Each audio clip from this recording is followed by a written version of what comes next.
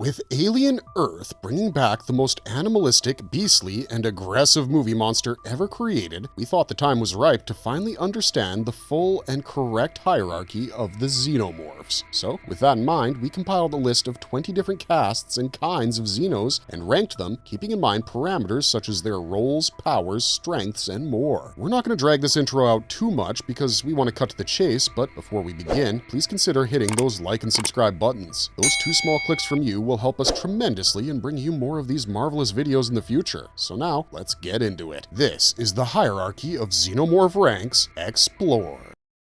The Queen Mother, the Queen of Queens. The Queen Mother of the Xenomorphs earns her title in every sense. She's not only larger than nearly any other Xenomorph in existence, she also rules over the rest, including other queens. Her home is Xenomorph Prime, the species' native world, where she operates as the planet's ultimate authority. Ordinary Xenomorph drones reach around 3 meters in height, and standard queens can measure close to 10 meters, roughly 32 feet long. The Queen Mother dwarfs them both, and according to the 1993 novel Aliens, the Female War, she stretches to 14 meters with a skull that spans 2 meters alone. At that size, her dominance is unquestioned. Her role involves egg laying, but her main duty is safeguarding the royal jelly, a rare and potent substance that can transform a regular Xenomorph, be it a drone or a worker, into a queen. The jelly is also the only known way for a queen to ascend into the role of Queen Mother. This is why she lives in a secure chamber surrounded by 6 orbs containing the substance. She defends it fiercely, since any contender to her rule would need access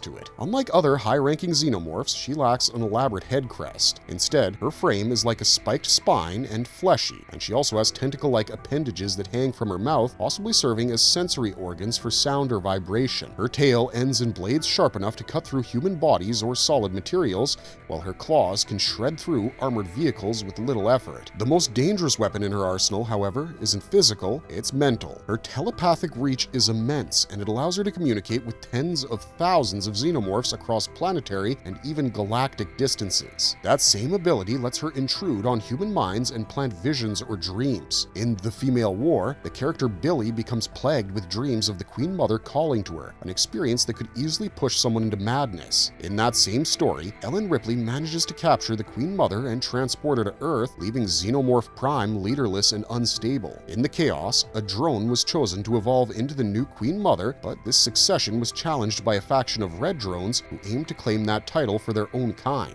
This conflict eventually produced a Red Queen Mother. Later, in Aliens Genocide, humans allied themselves with the Black Queen Mother, but not out of loyalty. Their true goal was to secure the royal jelly for their own purposes, proving that even in a universe dominated by acid-blooded monsters, Weyland-Yutani's greed never ceases to stop.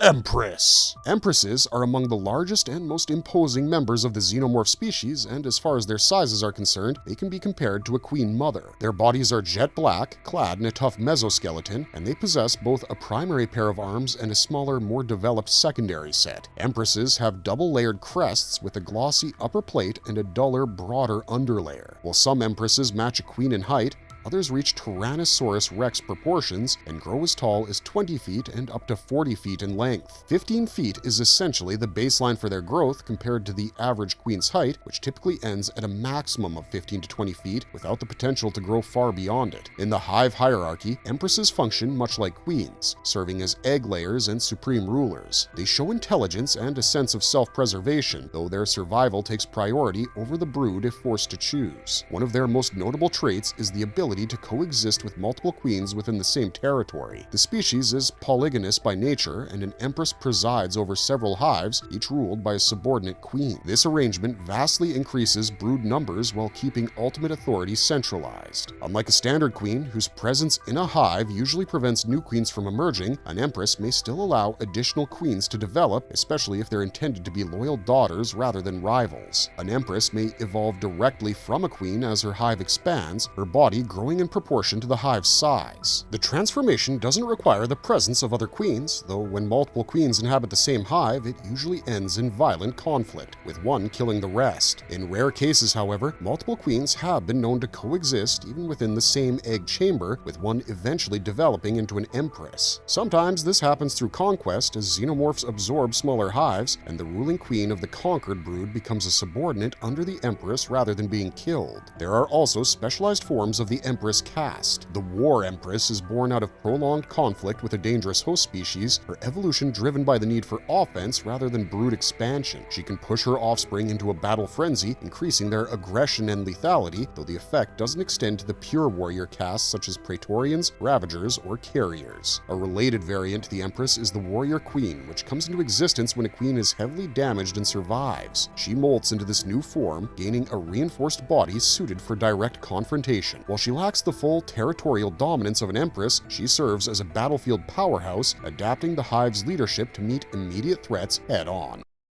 White Hybrid King. Alien/Predator, deadliest of the species, is Chris Claremont's 12-issue epic where predators and xenomorphs actually join hands with humans to fight against a bigger problem called the White Hybrids. The story takes place on a future Earth that's already lost to the Xenomorphs, forcing the wealthy to flee to a colossal space cruiser called the Liberty. Among these elites is Lucien Delacroix, who has a genetically engineered trophy wife, Karen, made to look exactly like Ash Parnell, the creator of Toy, an advanced AI meant to grant people's dreams. Over time, Toy upgraded itself into something dangerous, and part of that danger was creating the White Hybrids. These xenomorph predator hybrids had human DNA as well, giving them a blend of the deadliest qualities from all three species. The White Hybrids worked like an insect colony, complete with a single leader and an army of subordinates. They had acidic blood, though not as lethal as a standard xenomorphs, and their leader was a king instead of a queen. He couldn't lay eggs himself, so he kept queens around purely to mass produce for his army. This king spoke fluent English in an alien-tinged voice and could use human weapons. The drones were intelligent, articulate, and capable of fighting with firearms. The predator traits showed in their mandibles, making them even more dangerous.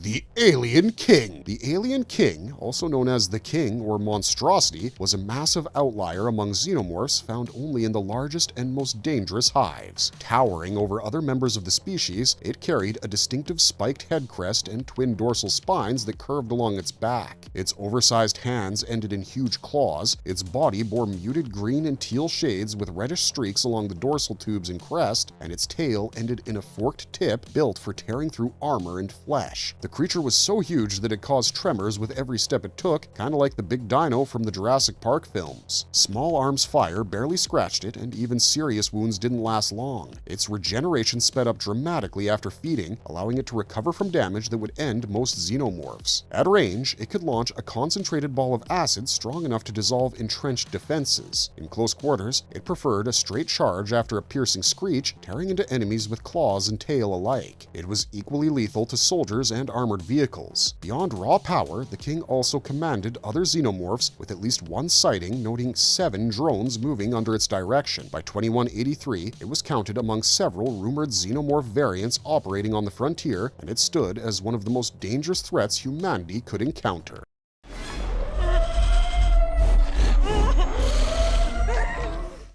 The Offspring. The Offspring in Alien Romulus is probably the most disturbing creature that the series has produced, both in design and in how it came to exist. It began as a human fetus, but when its mother, Kay, injected herself with the black goo while pregnant, the result was rapid and grotesque mutation. This wasn't the original engineer pathogen, but Z01, a recreated version derived from residue left inside the Nostromo drone. The same substance that gave rise to the xenomorphs now fused with human DNA, producing something that grew at an impossible rate and immediately began hunting down the last scavengers of the Corbalon 4. The creature that emerged was a pale-skinned humanoid with unmistakable biomechanical traits. It carried human proportions but with clear xenomorph influences like the ribcage pushed through its flesh, underdeveloped back spikes constantly weeping black goo, and its tail, though pale like a neomorph's, matched a xenomorph's in shape and lethality. Its lower abdomen and groin had fleshy slits, and its elongated hands and feet ended in claws capable of tearing through an android's frame. It had a fully functional inner jaw, which it used both to feed from K and to kill. The face was the most disturbing element, human enough to show expression, yet its solid black eyes stripped away any warmth. From some angles, its features looked like those of the engineers, which made sense given humanity's own genetic link to them. When hunting Rain, it shifted between animalistic and sadistic. It hissed and snarled like a predator, but when close enough to kill, it paused long enough to smirk, making the intent personal. It was intelligent enough to restrain itself briefly, observing her actions in the cargo hold to gauge what she was doing. That capacity for calculation only made its later choices more telling. When rain blew a hole in the hold, the Offspring abandoned any tactical sense and lunged in blind rage. It could have escaped by climbing back to safety, but chose instead to attack, a move that cost it its life.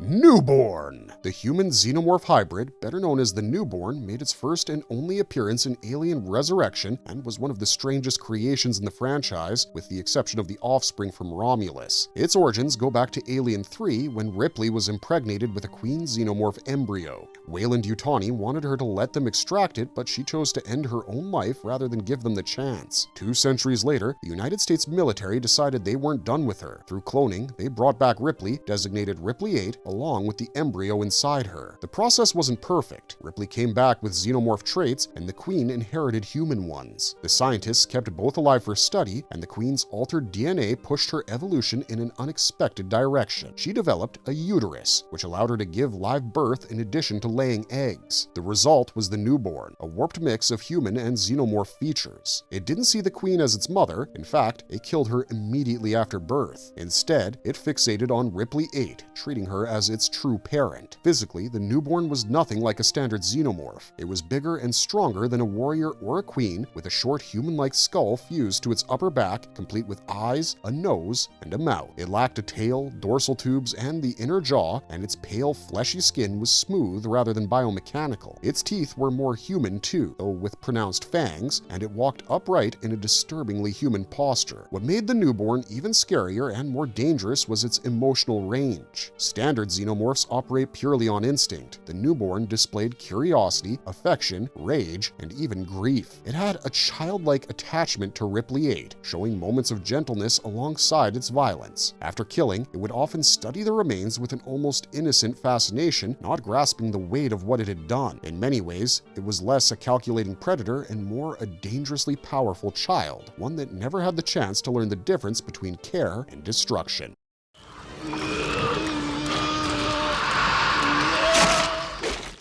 Alien Queen. We believe the Queen needs no introduction. She's the supreme leader of a hive and rules over all the xenomorphs through a hive mind. Unlike the sapient species like humans and Yautjas, who often go against their leaders, the xenomorphs never disobey their monarch and abide by every command, even if it means certain death. Every hive must have a queen, and in the off chance that the queen dies, Praetorians are fed the royal jelly so they can molt into a queen. The queen's primary responsibility is laying scores of ovomorphs so that the hive grows larger.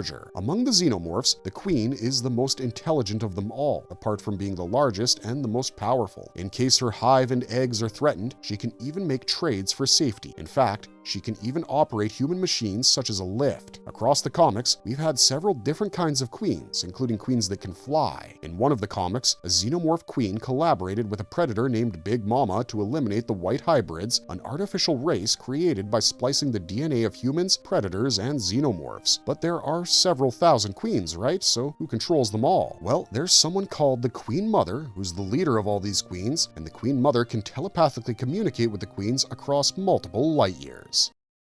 Predalien Queen. The Predalien Queen was unlike any other hive monarch on record. At first glance, she didn't seem radically different from a standard xenomorph queen, aside from her coloring and a few physical traits, but she carried the durability of an Empress even in her base form. It's possible she had already reached that level by the time she was only a juvenile. Her body had the same brownish shades seen in other Predaliens on LV-742, along with the mandibles of her Yautja host, though she lacked the trademark dreadlocks. Her crest was edged with bony protrusions, and like other queens, she had a secondary set of arms. Functionally, she operated just like a standard queen, and most of her differences were cosmetic. Nothing was recorded about her earlier stages, though the use of Praetorian facehuggers in her creation suggests she may have gone through a Predalien Praetorian phase before maturing into a Predalien queen. That in itself should have been impossible, since Praetorian facehuggers implant only Praetorian embryos regardless of the host species, and the DNA reflex that usually adapts a xenomorph to its host would be dormant or barely active. In the video game Aliens vs. Predator Extinction, Kadinsky finds a way around that limit, making her his second creation after the K-series Xenomorphs. She's believed to have been spawned from the disgraced Predator. By the time the ancient Predator's successors arrived on LV-742 to carry out the purification hunt, her hive had grown massive and well-organized, with Ravagers, Carriers, Predaliens, Praetorians, and countless drones under her command.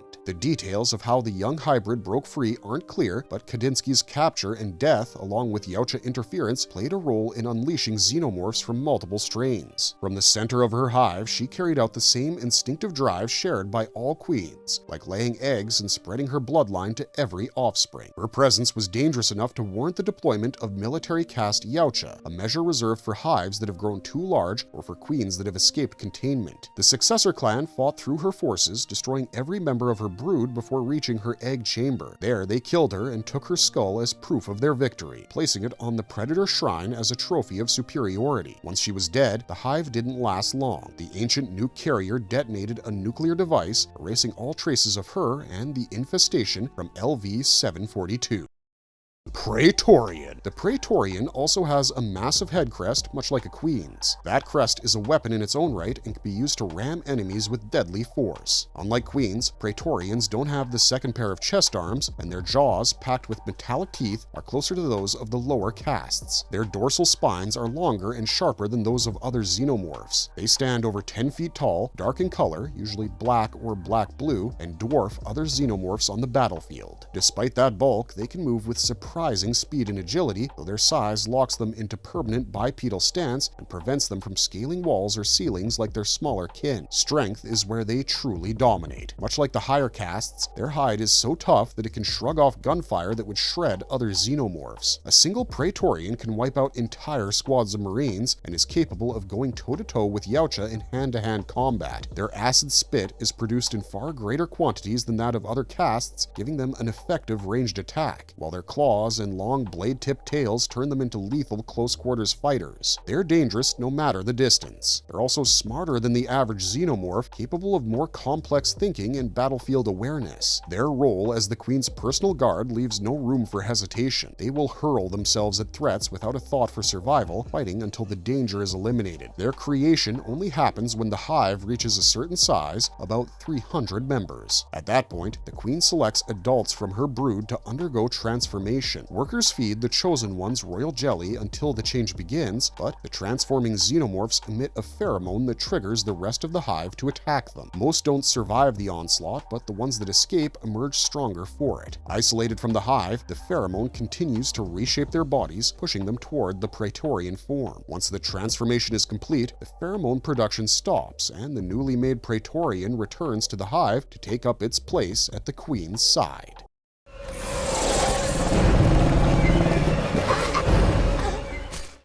Predalien. When the alien and predator worlds collided, they produced something far worse than either species alone, a hybrid with the raw strength of a Yautja and the lethal instinct of a xenomorph. A Predalien is born when a xenomorph gestates inside a Yautja host, emerging with mandibles, a lighter skin tone, and the distinctive dreadlocks of its host. They're far stronger than human-spawned xenomorphs, but also incredibly rare. Yautja are difficult to impregnate, and even when one is taken, the rest of its kind will hunt it down and kill the resulting hybrid, seeing it as the ultimate insult to their species. The dreadlocks serve the same sensory role as whiskers on a cat, while the mandibles aid in environmental awareness. Standing at least 10 feet tall, these hybrids are towering monsters. Two main types have been recorded. The first and most common is the warrior Predalien, essentially the drone of its kind, but far stronger, and unlike most xenomorphs, it often hunts alone. The second is the Praetorian Predalien, which serves as the Queen's personal guard and acts as hive leader when she's absent. The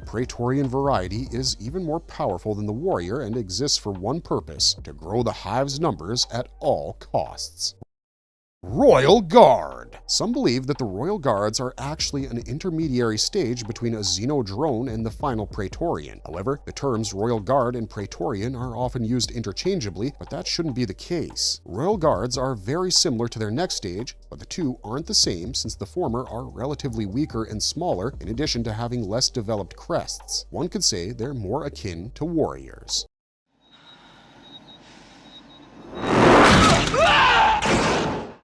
Warriors! Xenomorph warriors are one of the most common casts in the Hive, with the exception of drones, of course. The warriors are built for heavier, more aggressive roles. They're the main assault force since they're larger, stronger, and more dangerous in combat than their sleeker counterparts. Where drones tend to rely on stealth, warriors have the size and brute force to smash through opposition. Physically, the easiest way to tell them apart is the head. Drones have smooth domes, while warriors sport ridged crests that can be used as battering weapons. When it comes to size, warriors usually stand around 8 feet tall on their hind legs and measure about 14 to 16 feet long, including their tail. Their black exoskeletons make them vanish into the shadows of a hive, giving them the advantage in low-light conditions. Their strength is immense, and the ridged head alone can knock enemies off their feet. Their tail ends in a blade large enough to impale or slash with deadly force, and their claws let them climb vertical surfaces with ease. Even in death, they remain dangerous, since severe trauma can cause them to rupture, splattering acidic blood across the area. Like most xenomorphs, they burn easily, and fire is one of the most reliable ways to destroy them. Conventional firearms can work, but anything less powerful than an M41A pulse rifle is unlikely to drop one before it closes the gap, and close combat is a quick way to end up dead. Flame-based weapons are especially effective, turning their bodies into brittle, charred husks. Warriors have shown intelligence, more so than drones, and they have cut power to enemy installations, set traps, and use their acid blood as a weapon with awareness of its properties. In water, they move like a crocodile, arms tucked in, letting the movement of their head and body propel them forward. They lack the bullet resistance of the Yautja, but they make up for it with numbers and sheer aggression. A warrior attack usually comes in waves. In the dark, they blend into their surroundings until it's too late and strike from multiple directions at once. Even well-armed opponents can find themselves quickly overrun. They serve as defenders of the Queen alongside Praetorians and will willingly put themselves in harm's way to protect her.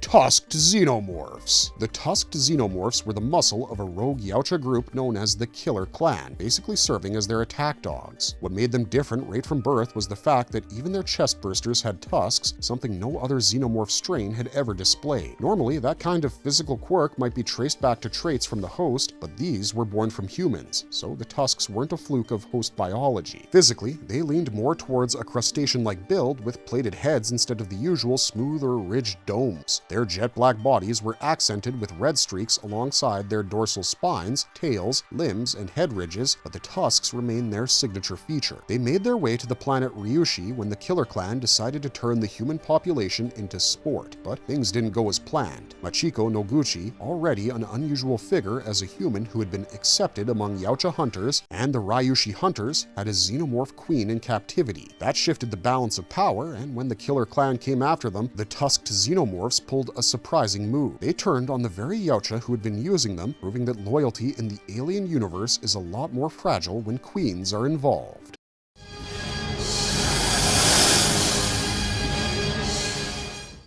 Drones! There's a long-running theory that the smooth-headed, translucent drones and the ridged-head warriors aren't separate castes at all, but the same xenomorph at different points in its life cycle. In this view, a drone eventually develops the warrior's ridged skull as it ages or matures. The films almost seem to support this idea too. Drones and warriors have never appeared together on screen. The original Alien, Alien vs. Predator, and Alien Resurrection feature drones, while Aliens and Aliens vs. Predator Requiem stick to warriors. Other films bring in completely different variants, like the Runner in Alien 3 or the cloned breed in Resurrection. Video games, however, have no problem showing both types working together. The aging idea is also reinforced by the fact that the warriors in Aliens have been alive far longer than the drones in Alien or AVP, though that doesn't fully explain why AVP Requiem has warriors that were only born recently. James Cameron himself confirmed the theory in the Aliens commentary, saying his warriors were meant to be matured drones. The design change had a practical origin. Cameron worried that the smooth headpiece from the first film would crack during the stunt-heavy action sequences. His solution was simple: remove the smooth dome entirely, revealing the ridged structure underneath. In Alien vs. Predator Extinction, the difference is pushed further. Warriors come from human hosts, while drones are born from Oswoks, a native animal on LV-742. These drones resemble the cloned breed from Resurrection, but fight with claws and, when upgraded, use a variant of acid spit that causes cysts in the host. The infected host host then produces a stronger xenomorph with reddish markings on its head. These drones also share the same tail blade design as warriors. In terms of behavior, drones rely on patience and stealth and ambush prey after lying motionless in the dark, tending to operate alone even inside the hive. The Alien novelization has Ash comparing their intelligence to a dog or possibly even a chimpanzee, suggesting they can function independently without a queen's direct command.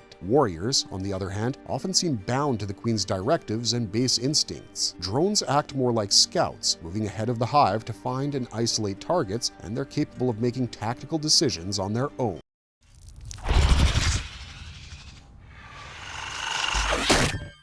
Praetomorph.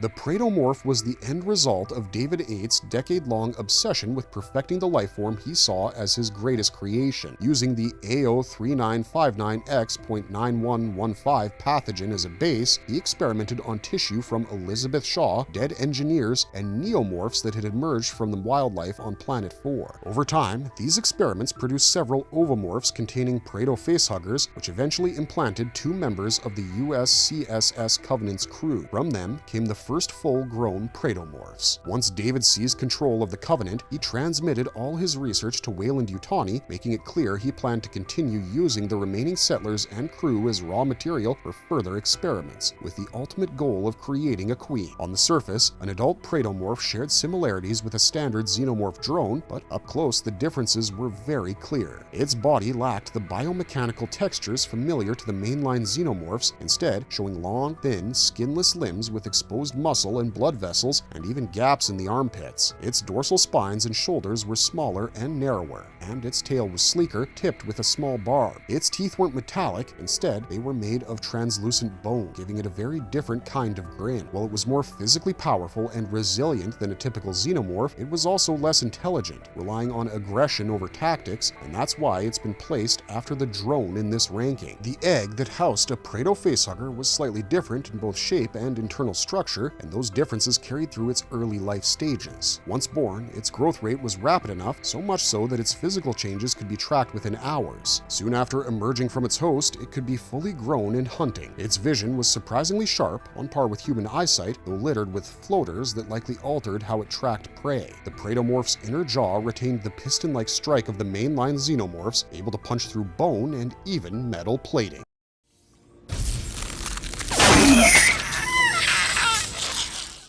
Chestburster. Chestbursters aren't implanted creatures despite how they're often portrayed. What the facehugger actually does is inject a mutagen called Plagiarius praepotens, which rewrites the host's biology from the inside out. The process is a full-scale molecular overhaul, and carbon molecules get broken down and rebuilt into the skeletal framework of a xenomorph, while hydrogen ions bind with sulfates and nitrates to produce the sulfuric and nitric acids that make up its blood. Since the creature develops inside a host, it incorporates about 10 to 15% of that host's DNA, which is why Predaliens have Yautja mandibles and runner xenomorphs move on all fours. The gestation period depends on the host, with royal variants taking the longest to develop. A chestburster can emerge from a recently dead host, but if the host dies too early in the process, so too does the creature. During gestation, it forces the release of endorphins and adrenaline to keep the host from seeking medical help. When it's ready, it releases enzymes to soften bone and tissue, leading to intense pain before it tears through the chest, killing the host almost instantly from shock and blood loss. Once free, its first priority is to hide, and it doesn't take long before it grows into a fully formed xenomorph.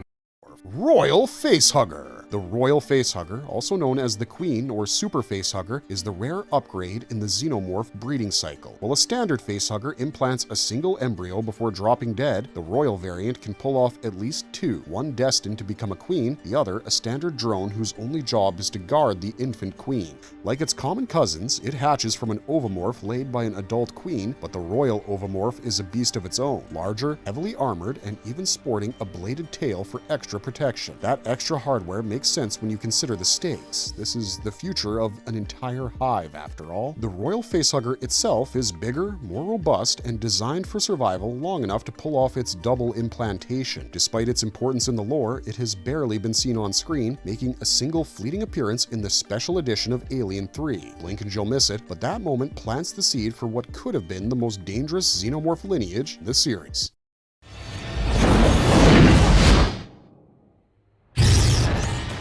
Facehugger. Facehuggers are the second stage in the xenomorph life cycle, and they lie dormant inside eggs until a potential host gets close enough to trigger them. The moment the ovomorph senses the right stimuli, the facehugger springs to life, darting out with incredible speed and agility. It depends on stealth and sudden movement, giving its target little chance to react. Once it latches onto a host's face, it locks down tight and drives a proboscis into the throat to begin the impregnation process. For years, it was assumed that facehuggers planted an embryonic xenomorph directly into the host. The leading theory is different now. Instead of inserting a fully formed embryo, they inject a mutagenic compound called Plagiarius praepotens. This mutagen rewrites the host's cellular structure, forcing the body to build a chestburster using its own biological material. The whole process can take several hours, during which the host stays unconscious. Because the facehugger covers the entire face, the host's nose is sealed off. To keep the host alive long enough for the transformation to occur, it supplies a breathable gas mixture, though how such a relatively simple creature figures out the exact atmospheric requirements is still unknown. Once the job is done, the facehugger detaches and dies. Trying to remove one before that is a gamble that almost always ends badly. Its grip is unbreakable, and its acid blood can burn through nearly everything, causing serious damage to the host if forced off. Even Yautja or engineers, species with far greater physical power, struggle to survive once this thing's attached. In almost every known encounter, removal attempts have led to the host's death, which makes the facehugger one of the most efficient and terrifying delivery systems in the alien universe.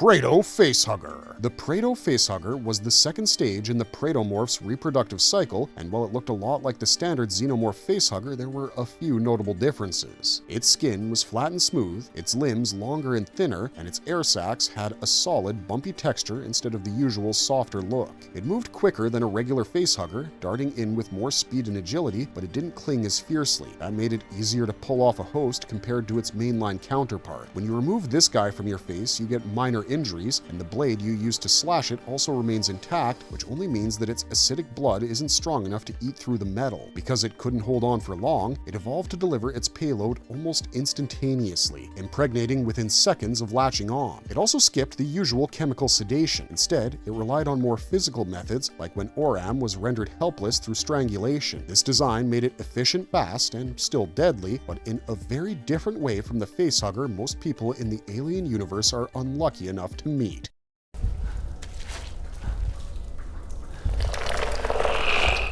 Ovomorph. Ovomorphs are the starting point of a xenomorph's life cycle. Laid by a queen through her ovipositor, each egg carries a facehugger inside and stays dormant until a potential host comes close enough to trigger it. Standing about 2 feet tall with a leathery dark brown shell, an ovomorph can survive for centuries, though its color fades to a grayish white after hundreds or even thousands of years without activity. It isn't just a shell, it's a living organism in its own right, built to protect and preserve the creature inside. They're remarkably tough. An ovomorph can drop from great heights without rupturing, leaving the facehugger inside unharmed, the shell simply bouncing off impact. When the egg senses a suitable host nearby, it floods the facehugger with free acids that jolt it from dormancy to full readiness in seconds. Most eggs hold a single facehugger, but there are rare cases when up to 4 share the same space. Beyond the standard type, there are special variants like royal ovomorphs and Praetorian ovomorphs, which house more specialized strains of facehugger. Regardless of the type, once an ovomorph opens, the survival countdown for its chosen host begins.